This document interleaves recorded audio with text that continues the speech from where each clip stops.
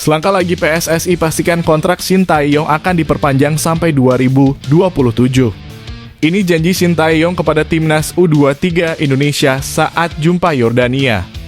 Kata pelatih Yordania soal laga hidup mati lawan timnas U23 Indonesia.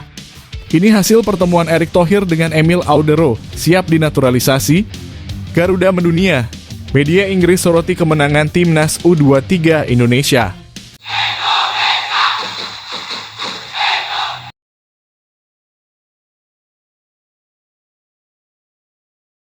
Mohon subscribe channel ini dulu agar tidak ketinggalan berita timnas Indonesia terbaru. Selangkah lagi PSSI pastikan kontrak Shin Tae-yong akan diperpanjang sampai 2027. Shin Tae-yong tinggal selangkah lagi untuk mendapatkan kontrak baru dari PSSI. Sebelumnya Erick Thohir dan Shin Tae-yong sudah mempunyai kesepakatan bersama perihal perpanjangan kontrak juru taktik asal Korea Selatan itu.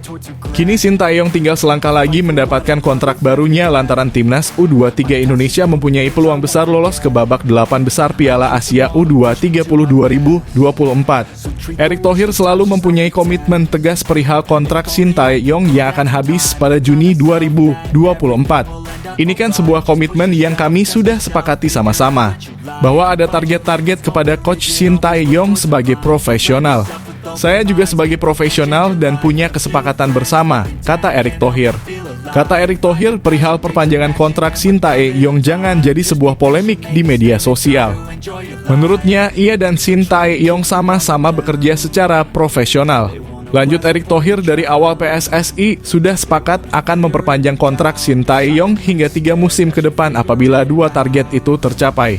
Ya kan sampai 2027, saya sudah ngomong gitu kok, kata Erick Thohir.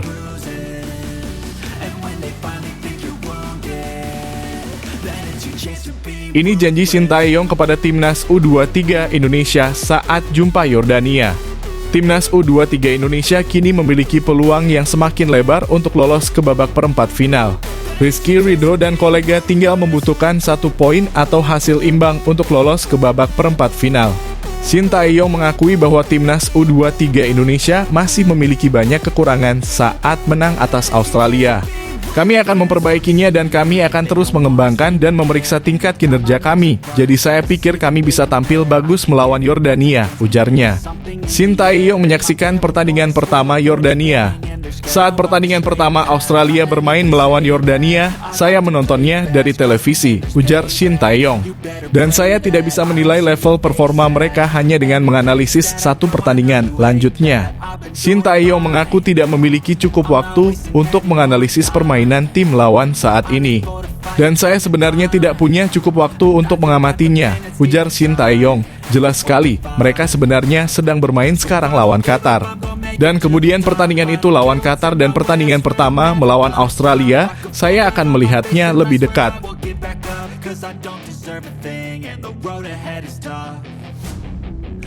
Kata pelatih Yordania soal laga hidup mati lawan timnas U23 Indonesia.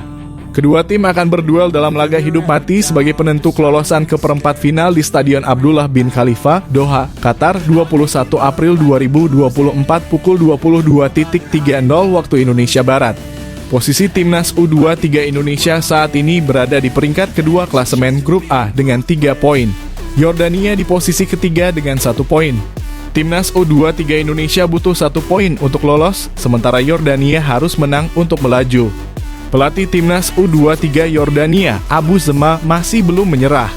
Ia akan mati-matian membawa Yordania lolos ke perempat final. Harapannya tetap lolos dan kami masih punya 1 pertandingan tersisa yang sulit melawan Indonesia dan kami akan berusaha semaksimal mungkin untuk lolos, kata Abu Zema. Ia akan memperbaiki apa yang belum sempurna di timnya. Kami perlu fokus memperbaiki kelemahan kami dan memperbaiki kekurangan kami, kata Abu Zema. Saya ulangi bahwa saya sangat bangga dengan tim saya kemarin. Kami akan lolos ke babak berikutnya jika kami tetap menjaga semangat, fokus, dan komitmen yang sama di pertandingan berikutnya, ujarnya. Yordania sudah menjalani 2 pertandingan sebelumnya. Namun, Yordania tidak meraih kemenangan 1 kali pun.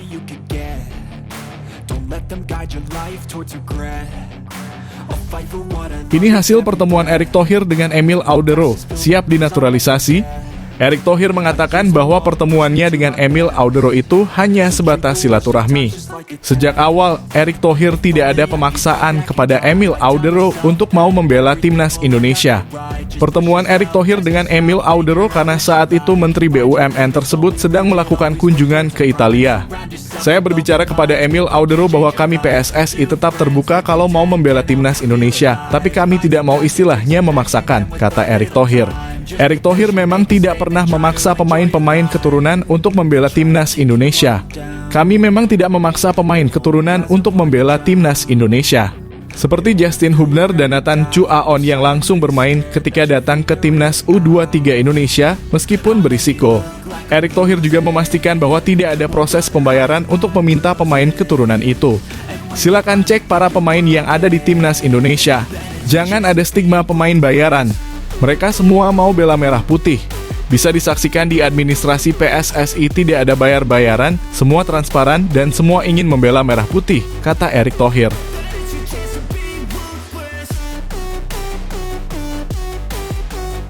Garuda mendunia.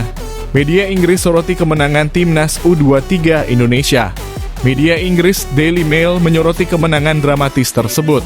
Mereka menilai bahwa Australia harus kalah dengan cukup menyedihkan atas Indonesia. Harapan Australia untuk meraih medali Olimpiade mendapat pukulan telak saat Oli Roos yang menyedihkan kalah dari Indonesia yang bisa membuat mereka gagal lolos ke Paris, tulis laporan Daily Mail. Masih dari sumber yang sama, mereka menilai penampilan Australia di Piala Asia U20 2024 kurang maksimal. Hal ini membuat Oli Roos yang tumpul hanya memiliki 1 poin dari 2 pertandingan dan prospek suram untuk tidak mencapai babak sistem gugur, di mana mereka harus berada di posisi ketiga untuk menjamin tempat di Paris, lanjut Daily Mail. Selain itu, lini depan Soche Roos juga cukup memprihatinkan. Kualitas lini serang Oli Roos yang sangat dibanggakan dengan Garang Kuol, Alou Kuol, dan Toure di lini depan. Sekali lagi gagal terwujud saat hanya 4 dari 16 tendangan ke arah gawang yang berhasil menemui sasaran. Sementara itu, sundulan Komang dari jarak dekat merupakan satu-satunya upaya Indonesia yang tepat sasaran dari 4 percobaan, tutup media tersebut.